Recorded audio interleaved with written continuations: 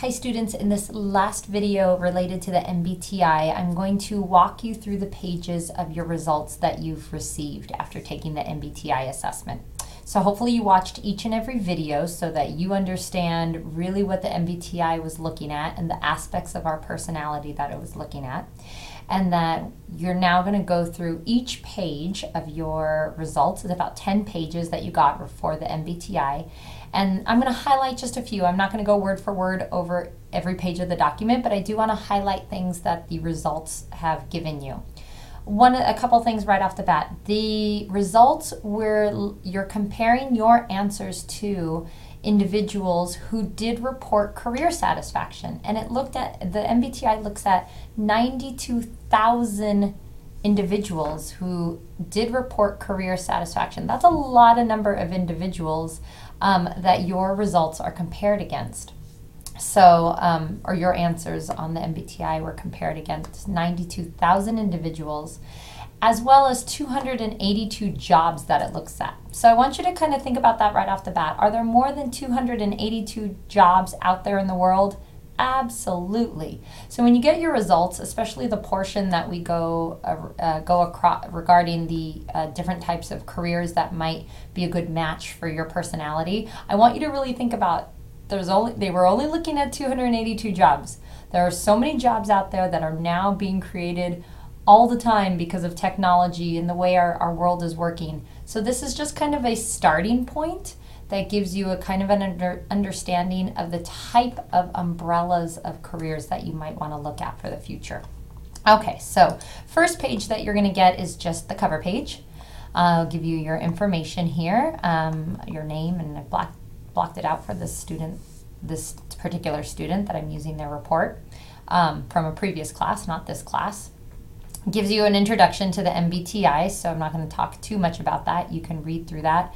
Again, here's the information from a database of more than 92,000 working adults, and reported they were satisfied in their careers. So the first page, which is on page 3, it's going to highlight your specific type. So this student, their type was the ISTP.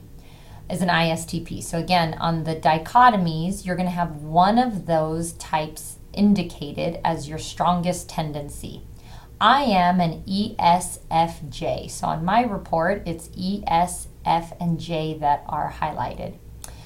So again, at the top page 2, you'll see your type, and it'll be a combination of the dichotomies to list out 4 letters. And people will commonly ask if they're familiar with the MBTI. What's your type? Are you an EFTJ? Are you an ISTP? Whatnot. This area down here, the clarity of reported preferences, you'll see these little bar graphs. And really that shows how strongly you lean towards that tendency. So for this student, the 11 shows that they were pretty moderate with their sensing side. So their answers were very consistent to those who leaned towards sensing. They were in the moderate range. As I said, for me, my judging side is like off the charts. My little bar graph is way over here. Like I very much lean towards judging side. If you find that your results are really right here down the middle, that can sometimes indicate that maybe for you one accurately could have a little bit of both. You lean towards both. On the other hand, it could also indicate that maybe you weren't too clear on your answers. Maybe sometimes you chose one way, sometimes you chose another, and maybe for you it was a struggle in taking the assessment. Again, keep in mind, do you kind of accurately know what you lean more towards? Kind of stripping away what you think, how people think you should behave, think how you should act, and did you really kind of reflect on how do you truly see yourself behaving, acting, deciding, feeling, all those kind of different aspects. And so sometimes for some individuals, they'll find that they kind of were all right down here, down the middle, slight on either side.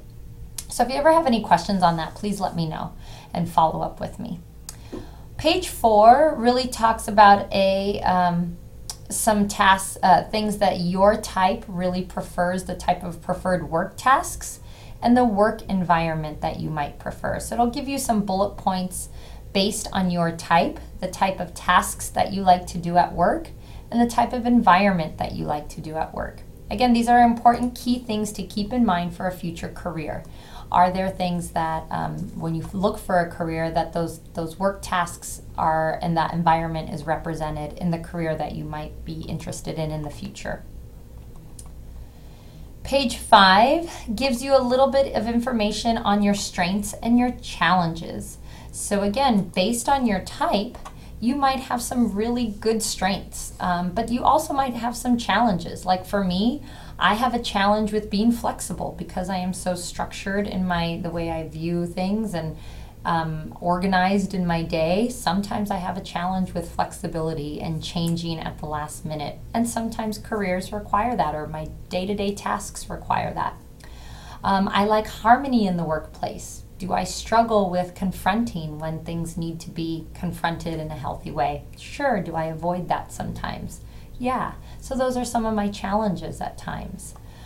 So again, keep in mind the strengths that you have based on your type and the challenges that you might face based on your type. And always keep in mind your strategies. How can you then overcome those challenges? How can you work with those challenges? Page 6 goes on to talk about how you develop in a career.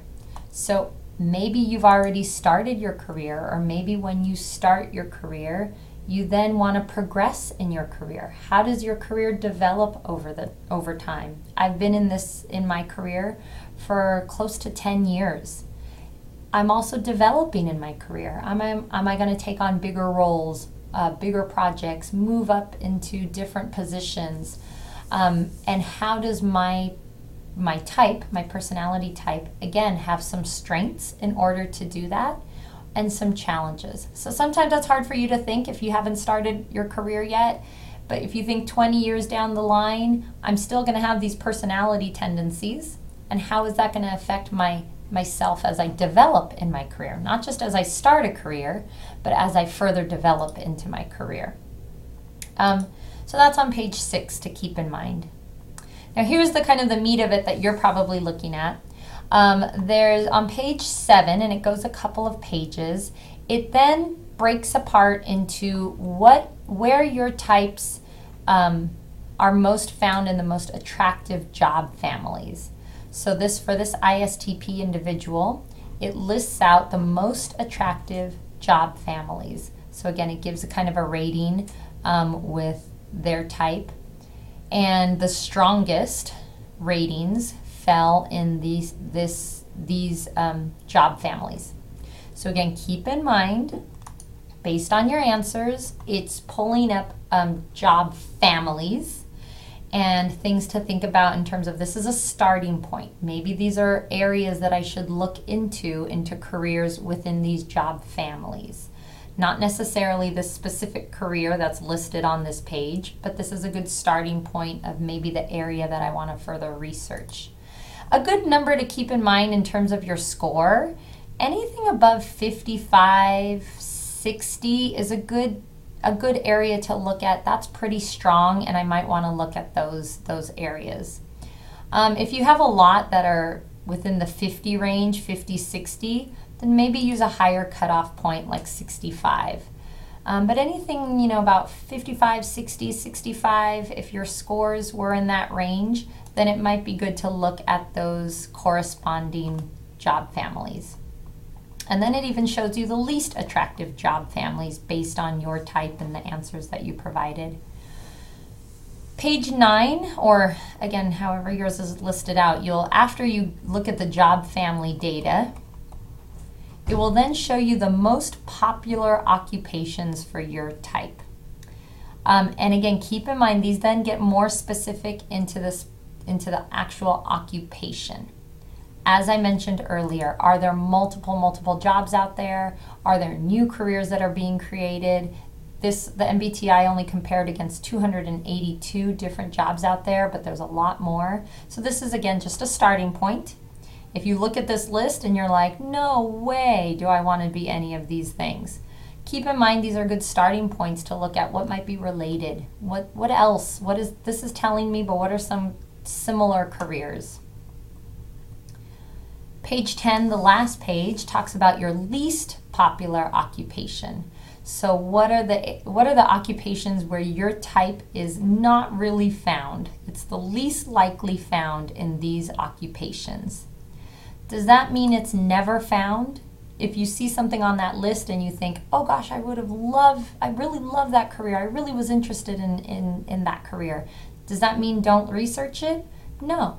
That just means your type, people with similar personality types like you, are not often found in that career.